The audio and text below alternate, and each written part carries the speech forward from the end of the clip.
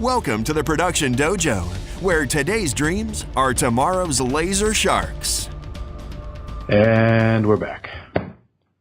Hey everybody, welcome back to the Production Dojo. We got a couple of things to talk about this episode. So I guess we'll jump right into it. Does that make sense? Makes all sense in the world. Cool. We just posted a blog post about drones. And obviously, you know, drones are sort of all the rage these days. And it's heating up as DJI brings out the Mavic, which is sort of their, I think, latest bid for the ubiquitous drone title. And GoPro is, possibly the best that they've done to date, in my opinion, at least.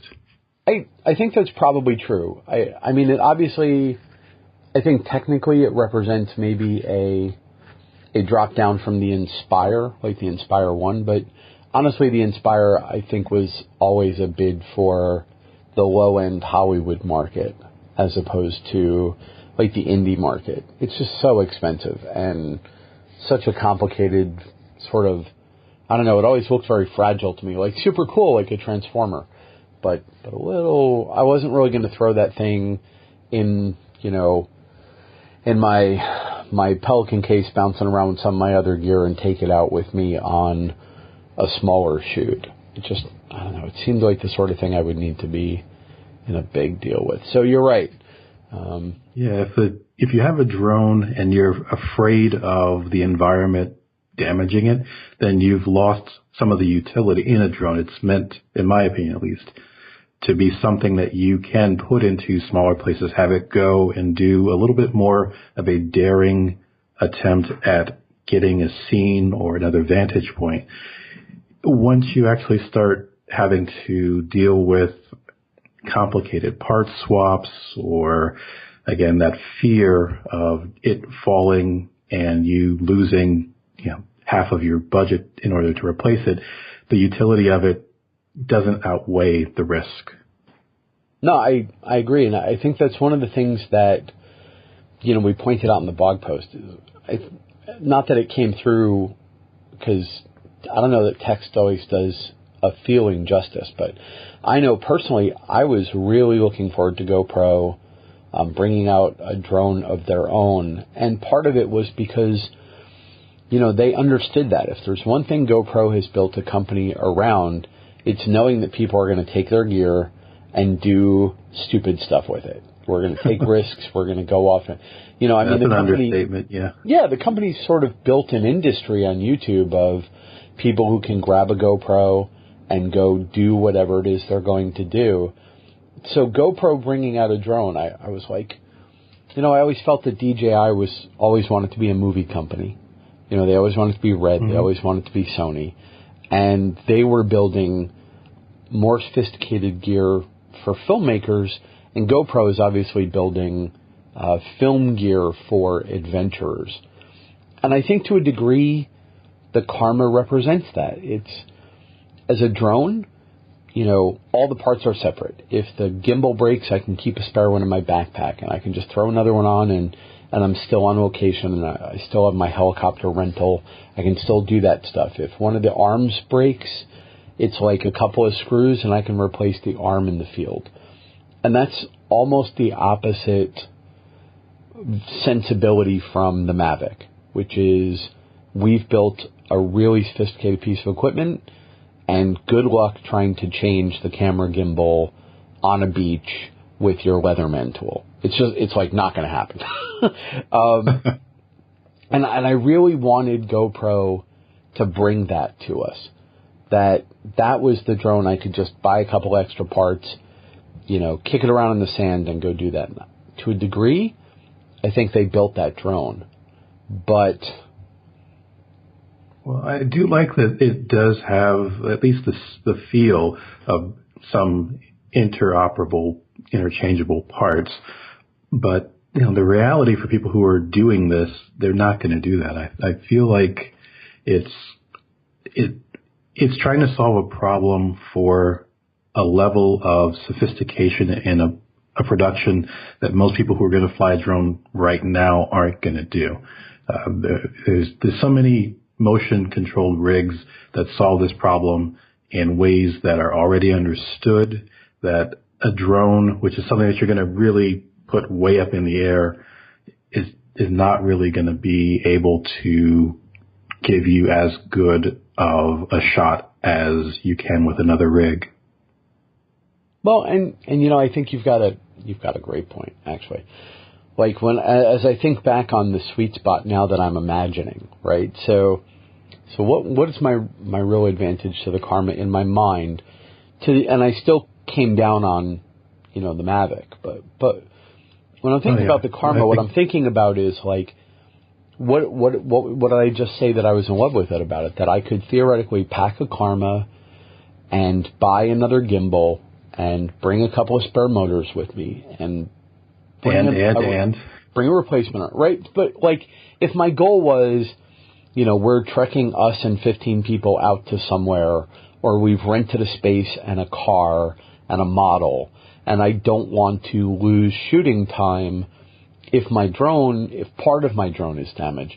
But now I'm thinking like, wait, this isn't a $5,000 Inspire set, right? It's $900 for the Mavic. It's $799 for the Karma, depending on what you get for each of them. I'm not going to carry $400 worth of parts to fix my Karma in the field. That's just ridiculous. I'm just going to bring a second Karma, right? It's $1,000. So I'm going to bring a second Mavic, and you're right. $500 in parts and everybody standing around for an hour while I fix this drone. We're losing money. It's $1,000. Have a second Mavic if that's critical to you, and just swap the whole thing and deal with it when you get back to base. It's just that sometimes initial reaction, well, if it breaks or if there's a problem, I can fix it. But that's not necessarily always the best way to approach a problem. Sometimes the best way to fix a problem is to replace the entire universe with a duplicate. Yeah, no, you're absolutely right. So, yeah, I mean, so even that advantage to the Karma probably falls certainly for people using it for work, for something where time is money. Maybe if you were a hobbyist and, you already have a GoPro and you're going to get the GoPro hand stabilizer, then you're only looking at an extra $300 to have a drone. You know what I mean? And to that, maybe that's really that sweet spot. But, a couple more $100 and you're right up in the Mavic. Of course, when you look at us, we might pick up a Mavic, but we also just picked up a GoPro 5. and I'm definitely going to pick up a GoPro that was a stabilizer.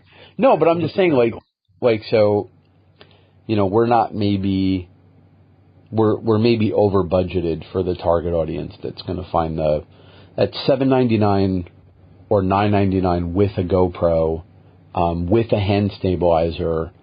That's a very compelling package for somebody. Whereas, honestly, for us, we're looking at, $12.99 for the Mavic with the extra battery, $399 for the GoPro 5, which we have to have anyway. So somebody's looking at like $1,000 kit to get started in drones and video all up, and we're probably looking closer to two and change all up. It's $1,000. Maybe that really is compelling for someone just getting into it. And even for us, the price difference is not so bad. And what we gain in coverage, I feel, makes up for the difference in pricing. Yeah, right. Having one GoPro and that's the one on the drone, that's not going to work for us. Heaven forbid it, fall into the lake. I don't want to be the person who has to throw on the scuba gear to get out the one camera that we brought with us. Right. And then we wouldn't have any film of it falling into the lake, so you can't even make the money on showing the disaster, Well, so yeah. I think, but in either case, in any case, between these two drones, Whether they split the market or one or the other really becomes the winner, and it looks like the Mavic, certainly. I think we have now hit that tipping point where, even at $12.99 for the Mavic, you're now looking at a drone that's portable enough, performant enough, with a good enough camera on it that it's almost a no-brainer to have that capability tucked away in the back of your camera case. It doesn't take up a lot of room. I mean, the problem with the Phantom 4, which was in and of itself, a fine piece of equipment, but it was always its own thing. Like you need a Pelican case, and the controller is huge, and there's batteries, and it's fragile, and it doesn't fold up, and you always had to decide, do I need my drone today? Like, do I have to? In our case, do we need it enough to rent it or whatever? And that's another topic. But now you're like, why wouldn't I bring the Mavic with me? Like, where would we ever go that you wouldn't just throw this thing in the back of your backpack and take in the backpack or in the toolbox, or it's small enough that you could even probably throw it in the glove box of the Jeep. Yeah. And just to have the drone with you, and particularly because it'll fly without its own radio. If you really don't know if you need it, and you've got your smartphone, just take just the thing. Like, don't even carry the controller. Just take the smallest possible package, and roll, and just take it out with you. It's a couple pounds. It bounces around in your bag. Yeah, I don't know. It's a very compelling little piece of hardware that way. Well, I can tell you another thing about this that, for me, makes it seem a little bit more compelling. I've been watching a lot, and probably way too much, video of competitive drone pilots. And the Mavic has, at least from a body shape, it looks very similar to some of the ones that I see the competitive drone pilots flying. The GoPro Hero looks like, they've done a good job keeping everything as streamlined as possible, but it does look like a big camera strapped to a drone. No, for sure. It is. There's no way around it. Yeah. So the Mavic, a lot of people who would have the skill to do this haven't really gotten this in their hands, or at least they haven't published footage. But I'm really curious to see how performant it is in maneuvering, because it's very close to something like a Chopru would be using. No, I butchered his name. Is Charpu? Oh, yeah. Charpu, yeah. Yeah. And with DJI, anybody, if you're paying attention to the DJI world, like, it's starting to become clear that they're really looking to try and make drone racing a thing. They're trying to be the Red Bull for drone racing, which again is a spot where you would naturally expect GoPro to be all over, and it just looks like DJI is kind of beating them there. So yeah, the Mavic has a sport mode, and they're shipping, or in theory are soon going to be shipping their first person goggle set. The radio obviously is very long distance. Just a lot of good features there. Yep. No, and that's before you talk about the electronics. You look at the utility of them. A lot of my goal for having a little drone that I can pack with me in the backpack, flying outside and taking shots at sunset is fine, but I'm more thinking of, the 2-story interior crane shot, where normally, you got to bring a little jib with you, or you're putting your camera on a pole or whatever. And now it's like, well, let's just break out the drone, do our 14-foot ascension shot, call it a day, bring the drone back, put it away. To me, the indoor performance is really another important thing. And the GoPro just doesn't, there's no indication that it has the electronics, the sensors, or the software to do that sort of stability. And the first time I saw some dude on YouTube, pop the Mavic 3 feet in the air and then take his hands off the controller, and this thing was just literally nailed to the spot above his desk. As people were walking around the room, I'm just like, oh. Yeah, it really almost, if this had been a few years ago, I would have almost said, I would have called foul, like that's CGI. Mm-hmm. But it's just, they've really put out a good combination of hardware coupled with software and just a very good awareness of where it resides in physical space. Yeah. Yeah. It's going to be interesting to get to get our hands on one. Well, I've got the credit card ready whenever they say that we can order it. Yeah. No, it's, and that's sort of the last thing I wanted to touch on, I mean, before this point, before either of these, and if the Mavic hadn't come out, we would be, talking about buying the Karma.